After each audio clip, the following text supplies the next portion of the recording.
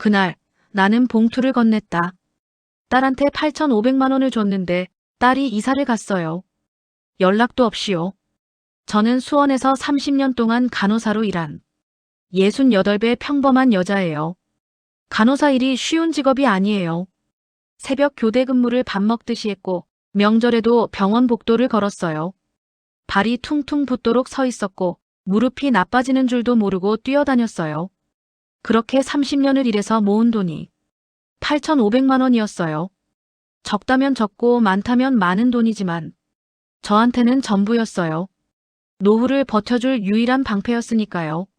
3년 전 봄이었어요. 딸 혜진이에게서 전화가 왔어요. 목소리가 좀 급했어요. 전세 계약을 하는데 500이 모자란다고 잠깐만 빌려달라는 거였어요. 저는 그 전화를 받고 잠깐 생각했어요. 500만 원이면 되는 건지, 그럼 나머지는 어떻게 마련했는지, 전세 보증금이 총 얼마인지를 물어봤어요. 혜진이가 대답했어요. 보증금이 좀 크다고, 엄마 돈을 더 빌릴 수 있으면 좋겠다고요. 그 대화가 어떻게 흘렀는지 지금도 기억이 선명해요. 처음엔 500이었는데 이야기를 나누다 보니 8,500이 됐어요. 저는 그날 은행에 가서 30년 동안 쌓아온 적금을 깼어요. 창구 직원이 전액 출금이시면 한 번 더 확인해 주세요 라고 했어요. 저는 그렇다고 했어요. 현금으로 받았어요. 계좌이체로 해도 됐는데 혜진이가 현금으로 달라고 했어요. 계약 자리에서 바로 써야 한다고요. 봉투에 넣어서 건네줬어요. 딸 손에 직접요. 혜진이가 고맙다고 했어요. 꼭 갚는다고, 계약서 같은 건 필요 없다고, 우리 사이에 무슨 서류냐고 했어요. 저도 그랬어요. 딸한테 차용증을 받는다는 게 이상하다고 생각했어요. 그게 얼마나 순진한 생각이었는지 나중에 뼈저리게 알게 됐어요. 그로부터 3년이 흘렀어요. 처음엔 갚겠다는 말이 있었어요. 이번 달 말에 보낸다는 카카오톡이 왔어요. 그런데 그 달 말이 지나고 다음 달이 왔는데 돈이 들어오지 않았어요. 문자를 보냈어요. 혜진이한테서 읽음 표시만 떴어요. 답이 없었어요. 전화를 했어요. 처음엔 받았어요. 바쁘다고 조금만 기다려달라고 했어요. 그 다음 전화는 안 받았어요. 그 다음엔 연결이 됐다가 끊겼어요. 그 다음엔 아예 받지 않았어요. 카카오톡 메시지는 쌓여갔어요. 익십이라는 게 뭔지 그때 처음 알았어요. 읽었다는 표시는 뜨는데 답이 없는 거요. 그 읽음 표시가 231개였어요. 사위 강태민한테도 연락을 했어요. 처음엔 전화를 받았어요. 나중에 해결하겠다는 말을 했어요. 그리고 어느 날부터 수신 거부였어요. 저는 그때까지도 설마 했어요. 내 딸인데 라는 생각이 있었어요. 딸이 설마 나한테 이러겠냐는 거요. 그 설마가 깨진 건 혜진이네 집 초인종을 눌렀을 때였어요. 제가 기억하는 혜진이네 집 주소로 찾아갔어요. 경기도 수원의 한 빌라였어요. 초인종을 눌렀어요. 문이 열렸는데 모르는 여성이 나왔어요. 30대쯤 돼 보이는 분이었어요. 저는 혜진이를 찾는다고 했어요. 그 여성이 말했어요. 여기 자기네가 작년에 이사 왔다고요. 저는 그 자리에서 굳어버렸어요. 핸드폰을 꺼냈어요. 혜진이한테서 온 마지막 카카오톡을 찾았어요. 2년 전 11월 3일이었어요. 그 날짜가 지금도 눈에 선해요. 2년이에요. 딸이 2년 동안 연락을 끊고 살았어요. 저는 그 빌라 앞 골목에 서서 한동안 움직이지 못했어요. 무릎이 아프다는 것도 잊었어요. 그냥 서 있었어요. 새 집. 딸이 새 아파트를 샀다는 말을 이웃 할머니한테서 들었어요. 혜진이네 빌라 아래층에 살던 분이셨어요. 오래 사신 분이라 혜진이랑 안면이 있으셨어요. 제가 혜진이를 찾는다고 했더니 잘 이사 갔다고 새 아파트 샀다고 하던데요 라고 하셨어요. 새 아파트. 전세 계약이라고 했어요. 전세 보증금이 모자란다고 현금을 달라고 했는데 새 아파트를 샀다고요. 저는 그 말을 들으면서 뭔가 잘못됐다는 게 실감이 나기 시작했어요. 그때까지는 딸이 연락을 안 하는 거라고 생각했는데 이건 다른 이야기였어요. 등기부등본이라는 걸 뽑아봐야 한다는 생각이 들었어요. 등기부등본이 뭔지는 알았어요. 간호사로 일하면서 법적인 서류들을 가끔 접했으니까요. 그런데 제가 직접 뽑으러 가본 적은 없었어요. 주민센터에 물어보니 인터넷 등기소에서 된다고 했어요. 하지만 저는 그 방법을 몰랐어요. 그래서 직접 등기소를 찾아갔어요. 무릎이 좋지 않아서 멀리 걷는 게 힘들었는데 그날은 아프다는 생각이 별로 안 들었어요. 뭔가에 이끌리듯이 걸었어요. 창구에서 수원시 영통구 주소를 알려주고 강태민 이름으로 된 건 다 뽑아달라고 했어요. 화면에 주소가 떴어요. 수원시 영통구 아파트 84제곱미터. 저는 그 주소를 보면서 손이 차가워지는 걸 느꼈어요. 등기일을 봤어요. 3년 전이었어요. 제가 돈을 건네준 바로 그달이었어요. 소유자를 봤어요. 강태민. 딸 혜진이 이름은 없었어요. 저는 그 출력된 종이를 손에 쥐고 한동안 그 자리에 서 있었어요. 직원분이 괜찮으시냐고 물었어요. 저는 괜찮다고 했어요. 괜찮지 않았는데 그렇게 말했어요. 자리에 앉아서 종이를 다시 봤어요. 등기부등본 하단에 근저당 설정이 3건이나 있었어요. 강태민 명의로 설정된 은행 대출이 합해서 2억 1천만 원이었어요. 전세 보증금이 모자란다고 했던 거, 그 돈으로 집을 산 것, 거기다 은행 대출까지 2억이 넘게. 제 돈 8,500만 원은 그 아파트 계약금으로 쓰인 거였어요. 딸이 알고 한 건지, 사위가 딸 몰래 한 건지는 그때는 알 수 없었어요. 그게 제일 무서운 부분이었어요.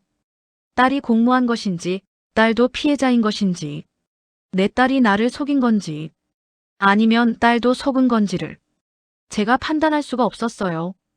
판단하기 싫기도 했어요. 딸이 나쁜 사람이기를 바라지 않았으니까요. 그런데 결과는 똑같아요.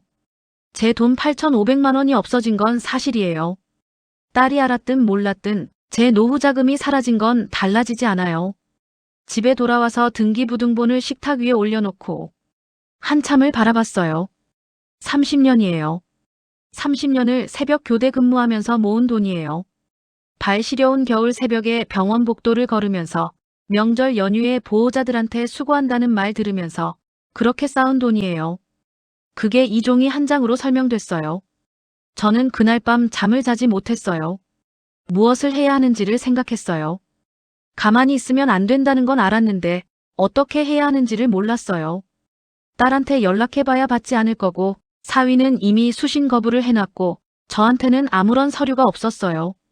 차용증도 없고 계약서도 없고 그냥 현금을 봉투에 넣어서 건넨 게 전부였어요. 그러다가 카카오톡 생각이 났어요. 혜진이랑 주고받은 카카오톡 대화가 아직 핸드폰에 있었어요. 떨리는 손으로 대화창을 열었어요. 거기 있었어요. 혜진이가 보낸 메시지들이요. 8,500 꼭 갚는다는 말, 이번 달 말에 통장으로 보낸다는 말, 계약서 따로 안 써도 된다는 말. 제가 보낸 메시지들도 있었어요. 알겠다. 우리 사이에 뭔 계약서냐는 말도요. 저는 그 대화를 처음부터 끝까지 읽었어요. 이게 증거가 될 수 있을까? 카카오톡 메시지가 법적으로 의미가 있을까? 모르는 일이었어요. 알아봐야 했어요. 증거는 이미 내 손안에 있었다. 법률구조공단이라는 곳을 알게 된 건 이웃에 사시는 분 덕분이었어요. 같은 아파트 위층에 사시는 분인데 제가 며칠째 안색이 안 좋아 보인다면서 걱정해 주셨어요.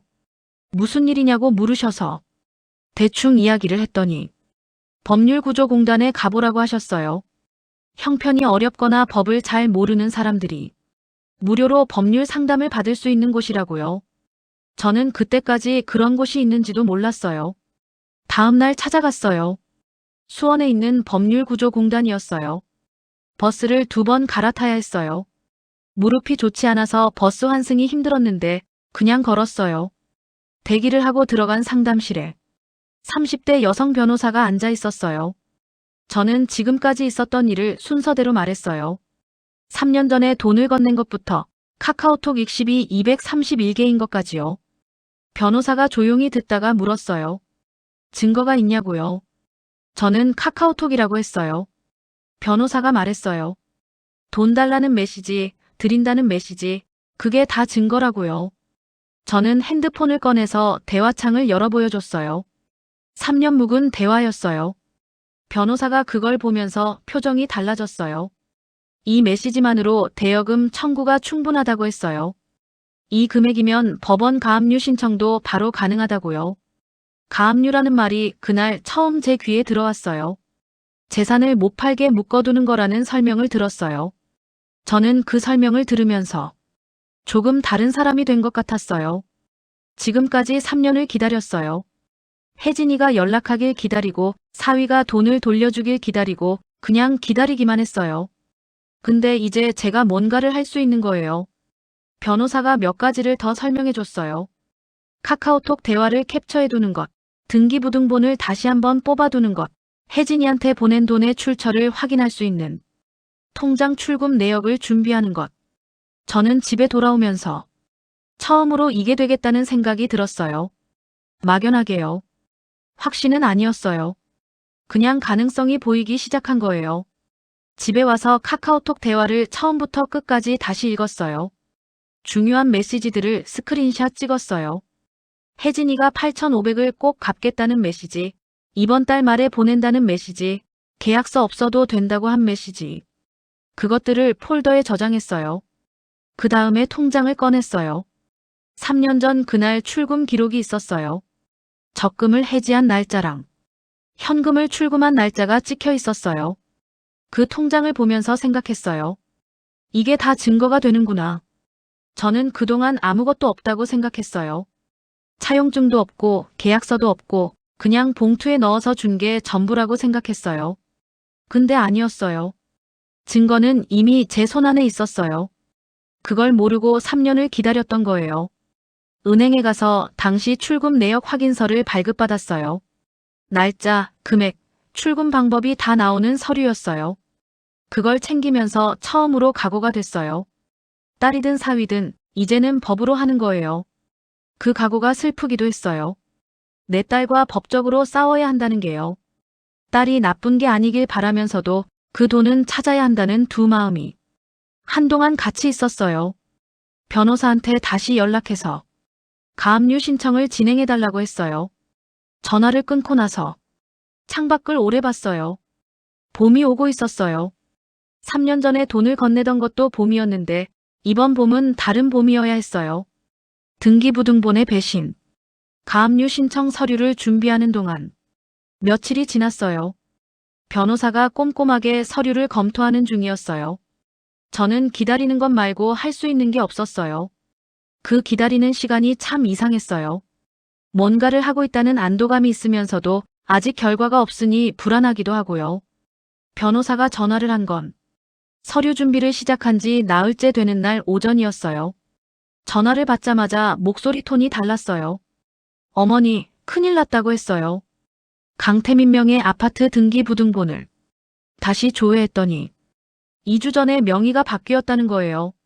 새 소유자는 강태민의 어머니 강영옥이라는 71세 여성이었어요. 저는 그 말을 듣고 한동안 아무 말도 못했어요. 가압류를 눈치챈 거예요. 우리가 움직이는 걸 어딘가에서 알아채고 집을 어머니 명의로 넘긴 거예요. 어떻게 알았을까요? 법률구조공단에 제가 갔을 때 누군가한테 이야기를 했을 리는 없는데 이런 일을 오래 해온 사람들은 낌새가 있으면 먼저 움직인다는 걸 나중에 알게 됐어요. 저는 그 말을 듣고 망했다는 생각이 들었어요. 집을 빼돌려 버렸으니 이제 어떡하나 싶었어요. 그런데 변호사가 다음 말을 했어요. 이게 오히려 유리하다고요. 재산을 빼돌리는 행위를 법원에서는 사해행위로 본다고 했어요. 채권자를 해치기 위해 재산을 다른 사람 명의로 넘긴 것, 그게 법적으로 문제가 된다는 거예요. 가압류 대상이 강태민 어머니 명의 재산까지 넓어질 수 있다고요. 저는 그 말을 들으면서 처음으로 입끝이 올라갔어요. 웃음이라기보다는 그냥 힘이 생긴 것 같은 느낌이에요. 이 사람이 피하려고 한 행동이 오히려 자기 발목을 잡을 수 있다는 게요. 변호사가 서류를 추가로 준비해야 한다고 했어요. 강영옥 명의로 이전된 등기가 사해행위에 해당한다는 걸 주장하는 서류가 필요하다고요. 저는 알겠다고 하고 전화를 끊었어요. 그리고 잠깐 생각했어요. 강태민이 어머니한테 집을 넘겼다는 게 강태민 어머니도 이 일을 알고 있을 수 있다는 거잖아요. 그 71세 여성이 무슨 생각으로 명의를 받은 건지, 아들이 부탁하니까 그냥 한 건지, 실상을 알고 한 건지는 모르겠어요. 근데 법적으로는 명의를 받은 사람도 책임에서 자유롭지 않을 수 있다는 걸 변호사가 설명해 줬어요. 저랑 비슷한 나이의 여성이에요. 그분이 이 일의 당사자가 되는 게 마음이 편하지는 않았어요. 그런데 제 돈도 그냥 없어지면 안 되잖아요. 그 두 가지 감정이 같이 있었어요. 가압류 신청서를 법원에 내기로 한 날짜가 잡혔어요. 저는 그날까지 또 기다렸어요. 이 기다림은 예전의 기다림이랑 달랐어요. 예전엔 그냥 혜진이가 연락하길 기다리는 거였어요. 아무것도 하지 않으면서 기다리는 거였어요. 지금은 뭔가를 하고 있는 사람의 기다림이었어요. 사위의 전화. 가압류 신청서를 법원에 낸 다음 날 아침이었어요. 이른 시간이었는데 전화가 왔어요. 모르는 번호였어요. 요즘은 모르는 번호는 잘 안 받는데 혹시 법원이나 변호사 쪽에서 오는 연락일 수도 있어서 받았어요. 강태민이었어요. 목소리를 3년 만에 들었어요. 수신 거부해놓고 다른 번호로 전화한 거였어요. 저는 그 목소리를 듣는 순간 가슴이 쿵 내려앉았어요. 화가 나면서도 손이 떨렸어요. 강태민이 장모님이라고 부르면서 말을 꺼냈어요. 왜 이러시냐고, 집안 망신이라고, 취하하면 천천히 드리겠다고 했어요. 저는 아무 말도 하지 않았어요. 대신 조용히 녹음 버튼을 눌렀어요. 강태민은 말을 이어갔어요. 법원에 가면 혜진이도 힘들어진다고 딸 생각을 하셔야 한다고요. 딸 생각을 하라는 말이 협박이라는 걸 저도 알았어요. 딸을 이용해서 저를 막으려는 거잖아요. 저는 그 말을 듣는 내내 아무 말도 하지 않았어요. 강태민이 한참 더 이야기하다가 왜 아무 말도 안 하냐고 물었어요. 저는 그때 한마디만 했어요. 생각해보겠다고요. 전화를 끊고 녹음 파일을 확인했어요. 잘 녹음이 됐어요. 강태민이 가압류 취하를 요청한 것, 천천히 갚겠다고 한 것, 그 말들이 다 녹음됐어요. 변호사한테 바로 연락했어요. 녹음 파일을 보냈어요. 변호사가 잘 됐다고 했어요. 이게 채무를 인정하는 발언이 될 수 있다고요. 그날 저녁이었어요. 또 다른 모르는 번호로 문자가 왔어요. 강태민 회사 직원이라고 했어요. 사장 차명 계좌 자료가 있다고 저를 도와드리고 싶다고 했어요. 저는 그 문자를 보면서 한참을 멍했어요. 강태민 회사 안에서 균열이 생기고 있다는 거잖아요. 어떤 사정인지는 몰랐어요. 직원이 왜 이런 연락을 하는 건지도 몰랐어요. 강태민한테 원한이 있는 건지 아니면 정말로 도우려는 건지. 저는 그 문자를 변호사한테 전달했어요. 변호사가 조심해야 하지만 만나볼 가치는 있다고 했어요. 며칠 뒤에 그 직원을 만났어요. 카페에서요. 20대 후반쯤 된 남성이었어요. 강태민 회사에서 격리 업무를 했다고 했어요. 밀린 월급이 몇 달치가 됐고 그동안 장부를 보면서 이상한 게 많았다고 했어요. 차명 계좌로 들어오고 나가는 자금이 있었고 그 자금의 출처가 여러 사람이라는 걸 알게 됐다는 거예요. 저만이 아니라는 말이었어요. 저는 그 말을 들으면서 뭔가 더 큰 이야기가 있다는 걸 어렴풋이 감지했어요. 그 직원이 가져온 자료를 변호사한테 넘겼어요. 변호사가 검토하겠다고 했어요. 집에 돌아오는 버스 안에서 저는 창밖을 봤어요. 이 일이 어디까지 가는 건지 저도 몰랐어요. 그냥 한 걸음씩 가는 것 말고 할 수 있는 게 없었어요. 딸이 혼자 찾아왔다. 법원 신문 기일이 3일 앞으로 다가온 날 밤이었어요. 저는 일찍 잠자리에 들었어요. 요즘 신경을 많이 쓰다 보니까 몸이 빨리 지쳤어요. 누웠는데 잠이 오지 않았어요. 신문 기일에 가서 어떻게 해야 하는지 변호사가 설명해 줬는데도 자꾸 잊어버릴 것 같고 혜진이는 거기 나올지 아닐지 그런 생각들이 돌면서 눈이 감기지 않았어요. 밤 9시가 넘었을 때 초인종이 울렸어요. 이 시간에 누가 오나 싶었어요. 인터폰을 들여다봤어요. 혜진이었어요. 저는 한동안 인터폰 화면만 봤어요. 문을 열어야 하나 말아야 하나를 생각하지 않았어요. 그냥 그 얼굴이 거기 있다는 게 이상하게 느껴져서요. 3년이에요. 3년 동안 연락이 없던 얼굴이 지금 제 집 앞에 서 있는 거예요. 문을 열었어요. 혜진이가 혼자였어요. 강태민은 없었어요. 얼굴이 많이 달라져 있었어요. 3년 전보다 야윈 게 보였어요. 눈아래가 꺼져 있었고 피부도 예전 같지 않았어요. 저는 혜진이를 보면서 화부터 내고 싶지 않았어요. 그렇다고 반갑게 맞이하기도 어려웠어요. 그냥 비켜서서 들어오라고만 했어요. 혜진이가 식탁 앞에 앉았어요. 저도 맞은편에 앉았어요. 한동안 아무 말도 없었어요. 혜진이가 먼저 말을 꺼냈어요. 자기도 몰랐다고요. 처음엔 그 말이 잘 들리지 않았어요. 다시 들어도 같은 말이었어요. 혜진이가 털어놓은 이야기는 제가 생각했던 것과 달랐어요. 강태민이 그 돈을 혜진이한테도 숨기고 자기 사업 부채를 갚는 데 썼다는 거예요. 전세 계약서도 위조였다고요. 혜진이는 정말로 전세 보증금이 부족한 줄 알고 저한테 빌리러 간 거였는데 알고 보니 전세 계약 자체가 없었던 거라고요. 저는 그 말을 들으면서 뭘 믿어야 할지 모르겠다는 생각이 들었어요. 딸이 거짓말을 하는 건지 진짜로 몰랐던 건지 지금 이 순간에도 판단이 안 됐어요. 그런데 혜진이가 가방에서 뭔가를 꺼냈어요. 통장 사본이었어요. 6장이요. 강태민 명의의 통장들이었어요. 남편 몰래 모아온 거라고 했어요. 이걸로 엄마한테 갚으려고 조금씩 모았다고요. 저는 그 통장 사본들을 받아들고 한 장씩 봤어요. 거기에 들어오고 나가는 금액들이 있었어요. 차명으로 관리되는 것 같은 흐름이 보였어요. 가해자인 줄 알았던 딸이 또 다른 피해자였어요. 그 생각이 드는 순간 눈물이 나왔어요. 화가 나면서 눈물이 나오는 게 이상한 것 같은데 그 두 가지가 동시에 왔어요. 딸이 나쁜 게 아니었다는 안도감, 그러면서 왜 더 빨리 이야기를 안 했냐는 원망, 딸도 결국 이 안에서 힘들었을 거라는 안쓰러움. 그게 다 한꺼번에 올라왔어요. 혜진이도 울었어요. 말없이 둘이 울었어요.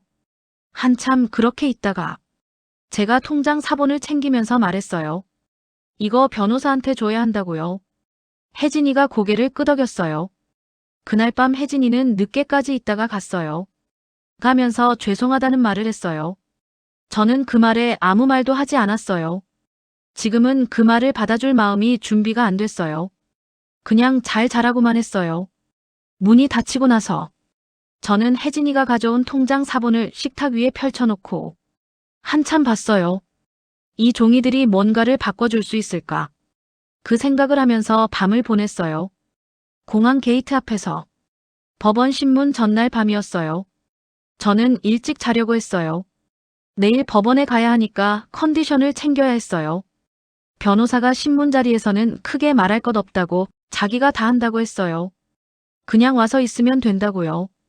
그래도 긴장이 됐어요. 법원이라는 곳에 이유가 어떻든 가야 한다는 게요. 누운 지 얼마 안 됐을 때 전화가 왔어요. 변호사였어요. 긴급 연락이었어요. 강태민이 인천공항에서 출국을 시도 중이라는 거예요. 필리핀행 편도 티켓이라고요. 저는 벌떡 일어났어요. 편도요. 편도 티켓이에요. 돌아올 생각 없이 나가는 거예요. 변호사가 말했어요. 다행히 조말순 씨가 신청한 부동산 가압류가 이미 강태민 명의 모든 재산에 걸려 있었고 법원에서 추가로 출국금지 신청을 받아들였다고요. 출국금지. 그 말이 무슨 뜻인지 알았어요. 강태민이 공항 게이트 앞에서 막혔다는 거잖아요. 변호사가 출입국 직원에게 제지됐다는 연락을 받았다고 했어요. 저는 전화를 끊고 한동안 앉아 있었어요. 3년 동안 연락이 안 됐던 사람이 지금 공항에 있다는 게 실감이 났어요. 공항까지 갔다는 게요. 얼마나 급했으면 신문 전날 밤에 필리핀행 비행기를 탔을까. 그 급함이 뭘 의미하는지는 분명했어요. 더 이상 버틸 수 없다는 거예요. 도망가는 것 말고 방법이 없다는 거예요. 그 다음에 변호사가 더 놀라운 이야기를 했어요. 강태민 핸드폰에서 필리핀 현지 부동산 계약서가 발견됐다는 거예요. 저만이 아니었어요. 피해자가 4명이 더 있었어요. 저한테 한 것과 비슷한 방식으로 여러 사람한테 돈을 받아서 쓴 거였어요. 이 사건이 단순 민사 사건에서 형사 사기 사건으로 확대될 수 있다고 변호사가 말했어요. 저는 그 말을 들으면서 이상한 감정이 들었어요. 제 사건이 아닌 다른 피해자들이 있다는 게 기쁜 게 아니라 무거웠어요. 저 같은 사람이 또 있다는 게요. 저처럼 모아놓은 돈을 잃은 사람들이 있다는 게요. 그분들은 어떻게 됐을까요? 저처럼 딸한테 돈을 건넨 건 아닐 테고 어떤 방식으로 당한 건지 몰랐어요. 그리고 그분들도 이제 피해를 돌려받을 수 있게 되는 건지. 변호사가 형사사건으로 넘어가면 배상 범위가 달라질 수 있다고 설명해 줬어요. 다음 날 법원 신문에 갔어요. 강태민은 전날 공항에서 막힌 상태였어요. 변호사를 데리고 나타났어요. 저는 그 얼굴을 3년 만에 봤어요. 달라진 게 없어 보였어요. 표정이 그냥 평온해 보였어요. 제가 여기 있는 게 불편하거나 미안해 보이지 않았어요. 그게 더 무서웠어요. 신문은 변호사들이 주고받는 형식이라서 저는 거의 앉아서 듣기만 했어요. 강태민 쪽 변호사가 여러 이야기를 했고 제 쪽 변호사가 반박했어요. 저는 그 과정이 언제 끝나는지 어떻게 결론이 나는지만 기다렸어요. 신문이 끝나고 나오는 길에 변호사가 잘 됐다고 했어요. 가압류가 유지될 것 같고 사회행위 취소 소송도 진행하자고 했어요. 저는 고개를 끄덕였어요. 법원 건물 밖으로 나오니까 햇빛이 밝았어요. 그날따라 햇빛이 유난히 선명하게 느껴졌어요. 집에 돌아오는 버스 안에서 저는 눈을 감고 있었어요.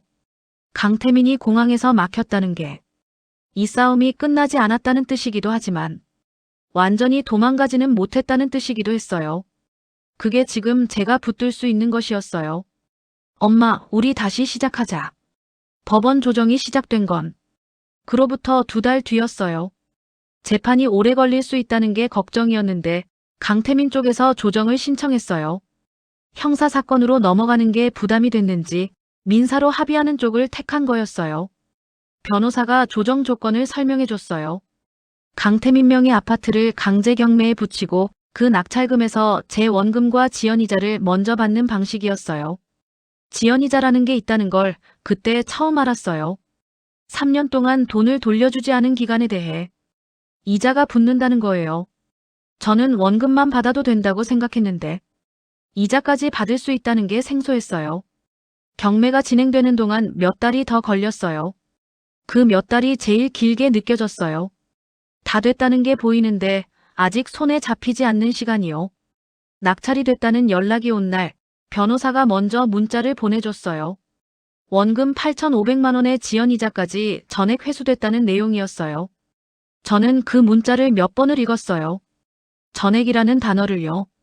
통장을 확인했어요. 돈이 들어와 있었어요. 숫자를 보면서 이상하게 아무 생각이 안 났어요. 기쁘다거나 시원하다거나 그런 감정이 바로 오지 않았어요.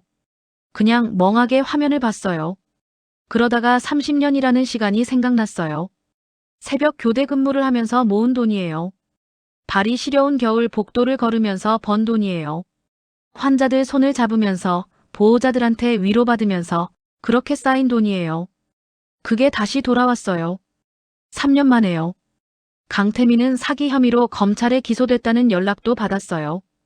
다른 피해자 4명의 피해까지 합산됐다고 했어요.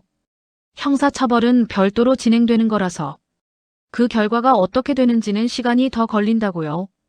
혜진이가 이혼 서류를 냈다는 걸 알게 된 건 그 무렵이었어요.